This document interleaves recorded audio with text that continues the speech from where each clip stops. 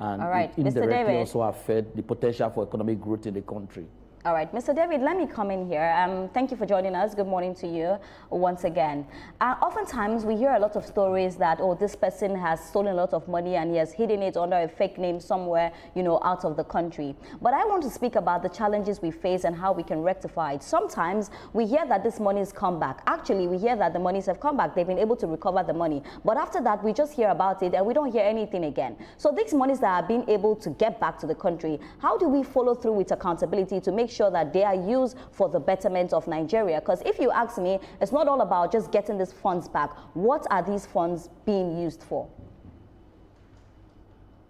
Okay, thank you. This is a very important question because essentially, as we try to, like EFCC, ICPC, most of these organizations are working very hard to get some of this money back to the country. And when the money eventually returns back to the country, it is also very important that the money is used judiciously.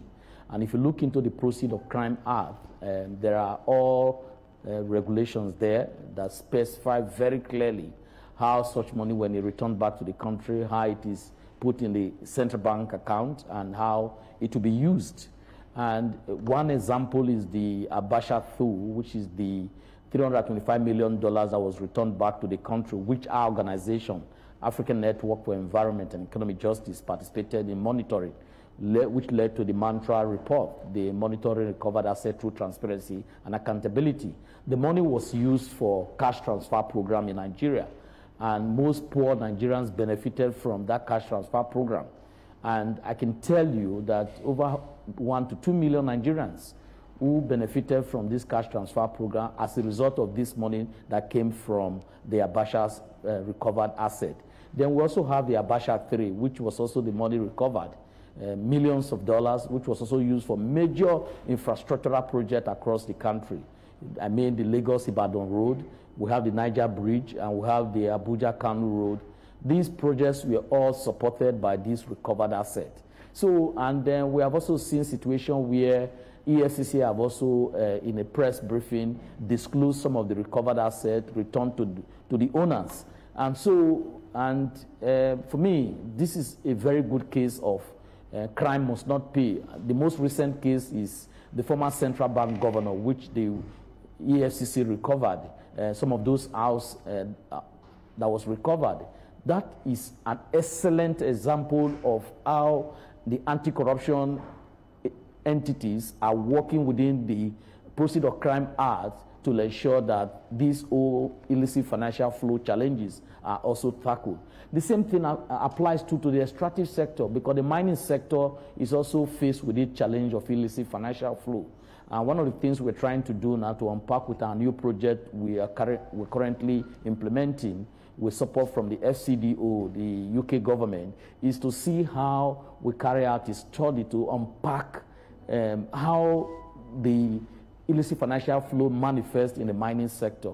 As you know, the mining sector contributes to the country GDP, almost about 5%, and there is need for us to protect, to scale this up. And the only way to do this is to ensure that the criminal act that happens in that sector is reduced to the minimum. Because most of the exports that are happening in the mining sector, they under-report, and this make it impossible for the tax collectors to collect the required resources that would have been used for development. And that's the reason why we think that this whole idea that whether Proceeds of Crime Act is working or not is not an issue at all, because in the country we have seen how EFCC, ICPC, NDLA, they are all working vigorously, but there are challenges. Those challenges require political will from the leadership of the country. And then secondly, we need an institutional support for this institution.